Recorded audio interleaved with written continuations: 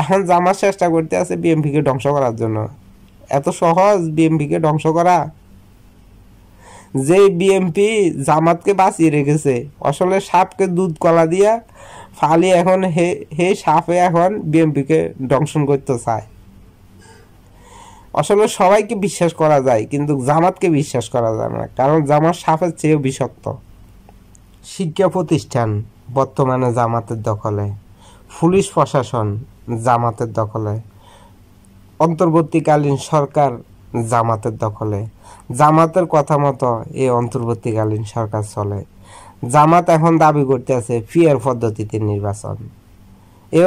এটাও মানে নেওয়া সম্ভাবনা আছে, কারণ জামাত যেহেতু সরকার পরিচালনা করতে আছে, অবশ্যই এটা মানতে বাধ্য করব যে কোনো প্রকারে হোক। দেখেন ডাকসু নির্বাচনে এখানে বিভিন্ন প্যানেল থেকে বিভিন্ন প্রার্থীরা ছিল, শিক্ষার্থীরা ছিল, তারা দাঁড়াইছে। এখন দেখা যায় ডাকসু নির্বাচনে এককভাবে জামাত শিবিরের প্যানেল থেকে 28 জনের মধ্যে তারা 23 জনে তারা নির্বাচিত হয়েছে। তো এখন সব কিছু মিলাই দেখা যাইতে আছে যোগ্য প্রার্থী একমাত্র জামাতে আছে, কারণ জামাত নয়তো কিভাবে জিতে যদি যোগ্য প্রার্থী যদি না থাকে। আর যারা দাঁড়িয়েছে বিভিন্ন প্যানেল থেকে সবাই অযোগ্য। এই কথা বলেছিল কে?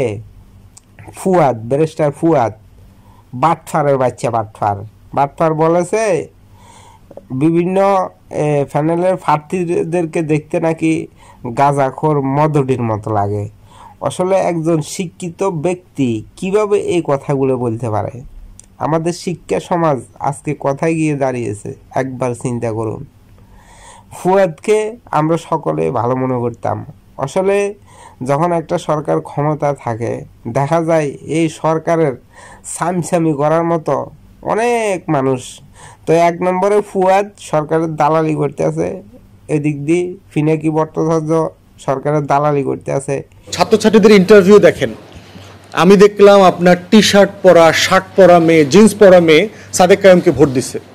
তো এখন এটা তো জামাত শিবিরের সাথে তো যায় না, তো তাকে ভোট দিয়েছে কেন? সে বলতেছে যে আমি শিবিরের এই ভাইদের সাথে নিরাপত্তা বোধ করি। সিম্পল জিনিস, যে আমি ছাত্রদলের ছেলেদেরকে দেখলে আমার গুন্ডা পান্ডা মনে হয়। এখন এটা তো কেউ মনে করতে পারে, ভাই তার তো স্বাধীনতা আছে, তারা দেখলে আমার চাঁদাবাজ লাগে, গাঁজাখোরের মতো লাগে। এটা তো ছেলেমেয়েরা বলছে ভোট দেওয়ার পরে। আর তারে দেখলে আমার ভদ্র মনে হয়েছে, বিনয়ী মনে হয়েছে, আমার কাছে মনে হয়েছে আমি বেশি নিরাপদ থাকবো। কেমন সত্যের পথে থেকে আমাদের প্রতিবাদ আমরা চালিয়ে যাব। আমরা 16-17 বছর সত্যের পথে থেকে ন্যায়ের পক্ষে অন্যায়ের বিরুদ্ধে প্রতিবাদ করে গেছি, এখনও করতে আছি বিভিন্ন সোশ্যাল মিডিয়াতে। কারণ অন্যায় যেখানে হবে সেখানে আমাদের প্রতিবাদ হবে। একটা কথা হলো কি, জামাত শিবির কিভাবে এতগুলো ভোট পায়? জামাত শিবির তো কখনো বিশ্ববিদ্যালয়ে প্রকাশ্যে রাজনীতি করতে পারে নাই। আওয়ামী লীগের ছায়ার তলে থেকে তারা রাজনীতি করেছে, আওয়ামী লীগের পরিচয় তারা রাজনীতি করেছে, বিএনপি প্রকাশ্যে রাজনীতি করেছে। এই কারণে আজকে বিএনপিকে কিভাবে হারানো যায় তারা এই প্রচেষ্টা করেছে, বিএনপিকে হারিয়েছে। তারা প্রশাসনকে তাদের হাতে রেখেছে, সরকারকে তাদের হাতে রেখেছে, তারা শিক্ষা প্রতিষ্ঠানকে তাদের কবজায় নিয়েছে। এই কারণে আজকে তারা বিজয় হিসেবে তারা ঘোষিত হয়েছে, নয়তো তারা কোনোভাবে বিজয় হয়ে আসা তাদের পক্ষে সম্ভব হতো না। ওই যে ভোট ডাকাতি, আওয়ামী লীগ ভোট ডাকাতি করতো, এখন জামাত যে কাজটা করতে আছে তাদেরকে কি বলবে জনগণ? তাদের কত বলবে সে আওয়ামী লীগের মতন ভোট ডাকাত, স্বৈরাচার। আসলে মানুষ স্বৈরাচারের মনোভাব দেখলে বলা হয় তাকে স্বৈরাচার। এখন দেখেন সোশ্যাল মিডিয়া পুরো দখল করিয়ে লাইছে জামাত শিবিরে। কিভাবে দখল করিয়ে লাইছে দেখেন, যেখানে দিয়ে যাবেন সব জামাত শিবিরের বক্তব্য, এখানে আর কারো বক্তব্য নাই, সব জামাত শিবিরের বক্তব্য। তো সোশ্যাল মিডিয়া চালাইতে আছে কে? জামাত শিবিরে। এই কারণে তাদের বক্তব্য, তাদের সব কিছু মানে তাদের নিয়ন্ত্রণে। সরকারও চালাইতে আছে জামাত শিবিরে। মানে বিএনপিকে ধ্বংস করার জন্য আওয়ামী লীগ 16-17 বছর চেষ্টা করে পারে নাই, এখন জামাত চেষ্টা করতে আছে বিএনপিকে ধ্বংস করার জন্য। এত সহজ বিএনপিকে ধ্বংস করা? যে বিএমপি জামাতকে বাঁচিয়ে রেখেছে, আসলে সাপকে দুধ কলা দিয়া ফালি এখন হে সাপে এখন বিএমপিকে দংশন করতে চায়।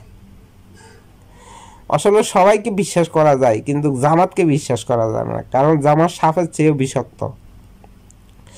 জামাত দেখেন বলছিল বিএমপি নাকি ভোটাঘাতি হইতেছে, তো যদি বিএমপি ভোটাঘাতি করে তাহলে বিএমপি 5,000 ভোট কিভাবে পায়, আর তোমরা কেমনে 14-15,000 ভোট পাও, কিভাবে সম্ভব? এখন কারা ভোট ডাকাতি করছে? এখন এবার জনগণ কাদেরকে ভোট ডাকাত বলবে? যারা 15-16,000 ভোট পাইছে তাদেরকে ভোট ডাকাত বলবো, না যারা 5,000 ভোট পাইছে তাদেরকে ভোট ডাকাত বলবো? কাকে ভোট ডাকাত বলবো? অবশ্যই যারা বেশি ভোট পাইছে তাদেরকে ভোট ডাকাত বলবো, কারণ নয়তো তোমরা কিভাবে বললে যে বিএমপি এখানে ভোট জালিয়াতি করতেছে? এটা তো বলার কথা না।